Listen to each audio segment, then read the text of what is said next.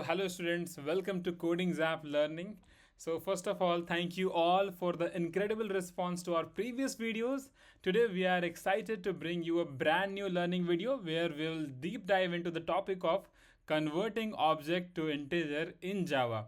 In this session, you will not only learn theoretical concepts but also explore real life coding examples and practical snippets to solidify your understanding.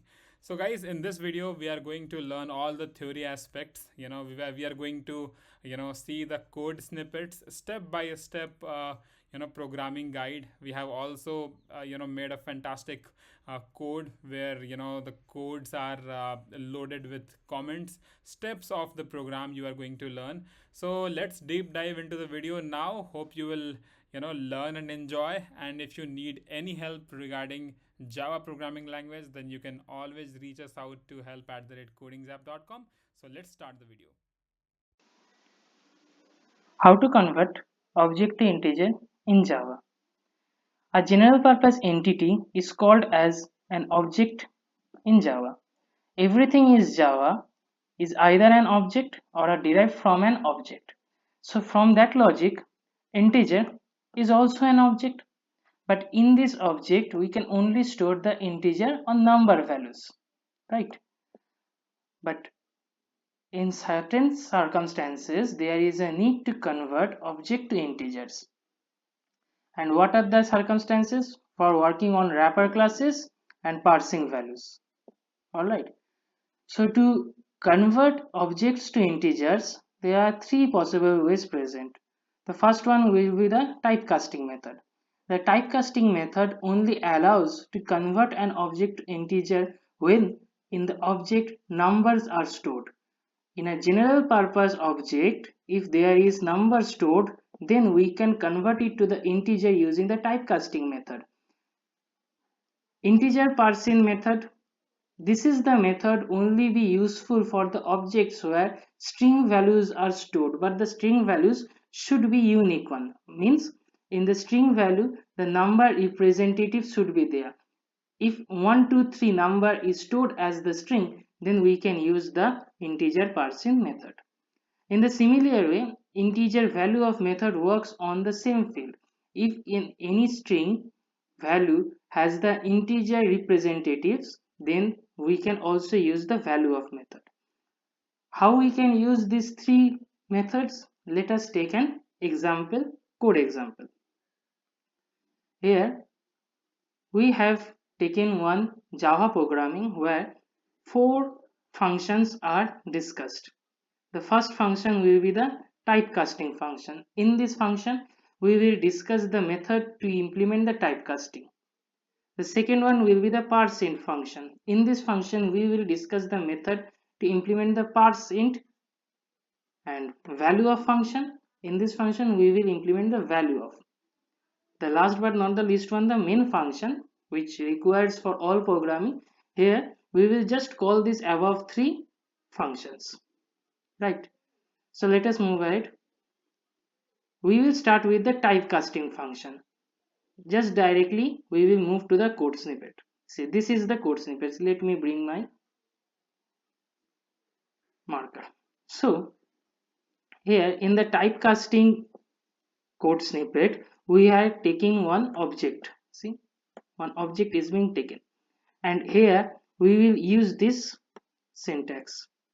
In this syntax, we can show the object 1 is forcefully changing to integer version, right? Forcefully changing to integer version, and that integer version will store into the zap variable. See, and then we will print out the zap. So basically what we are doing,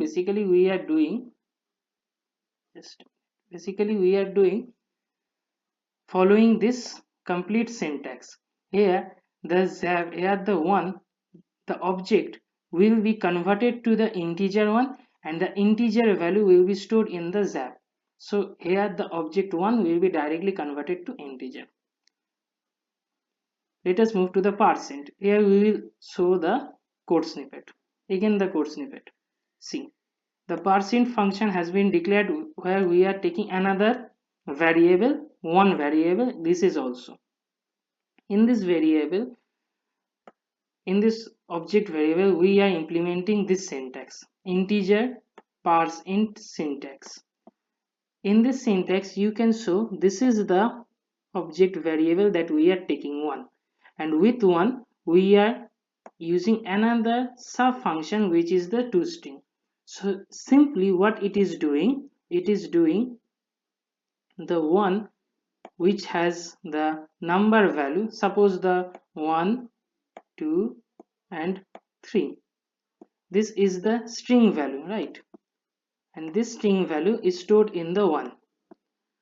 So this is the number 1, 2, 3 is the number, but it is marked as the string. So this simple line, what we will do, this simple line will convert the 1, 2, 3 to number 1, 2, 3, right? To number 1, 2, 3. There will be no quotes. Number 1, 2, 3, and number 1, 2, 3 will be converted to the zap, will be transferred to the zap using the integer parseInt method. Okay, I hope this is clear. And in this line we are printing the zap, which is the 1, 2, 3, integer 1, 2, 3, not the object 1, 2, 3. Okay, let's move ahead. Value of function. Value of function will do the same work as like the parseInt function, but here the syntax is bit changed. In this case as well, you can see the value of we are taking, and in the value of the object 1 is marked. Here, just like C, you can see that 1 to string, the same thing we are using here. That means the same 1, 2, 3 value will be converted to number 1, 2, 3 by this method. This method do the only single thing, 1, 2, 3, string 1, 2, 3 will be converted to number 1, 2, 3. And again, this value of will replace the parseInt place, and this value of will convert the 1, 2, 3 as an integer 1, 2, 3. I think it is clear. This will be more clear when we will implement the program and execute it on the compiler. So let us move ahead. Now main function. Let's check the main function. Okay. Here in the main function we will first take two kinds of object. The first one will be, you can see it is the integer. See, there is no quotes. So this is the integer, and this integer will be came to object z1. Now you can ask, this is the integer, right? We have told you that the integer is an object which can only store the number.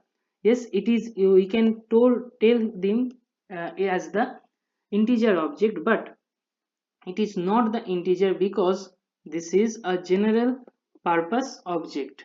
In this object we can store string, we can store integer, we can store float, anything. So we cannot term it as a simple integer that we are used to work. I think it is clear. Now in the next object we are taking another integer, but see, there is the quotes. So this becomes the string. So the integer value which comes as the string will be stored to object z2. Now what we will do, we will call three functions back to back.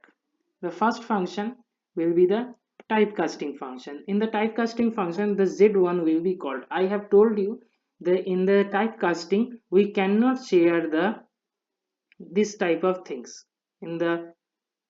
This type of things is not possible in the typecasting. For the typecasting we can only share this, where the integer value will be present only, no strings value should be there.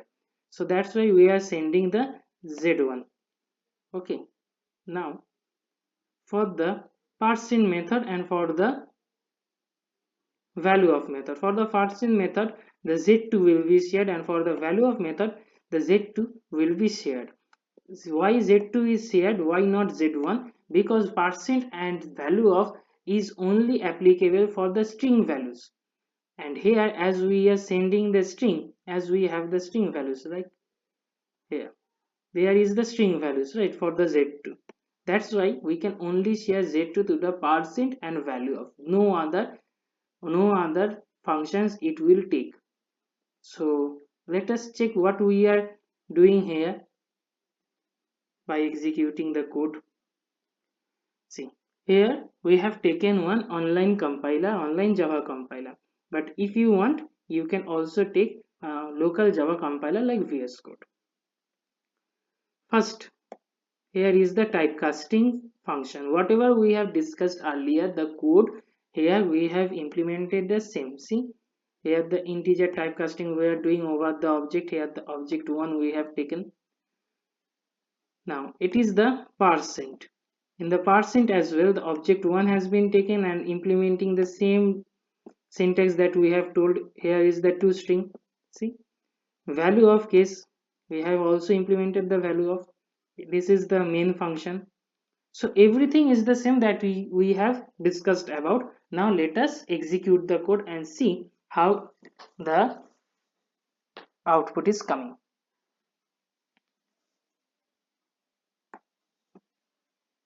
See, here is the output. The first case will be the typecasting method. Using the typecasting method, we have marked it. Let me bring the marker again. This is the typecasting method we are using, right?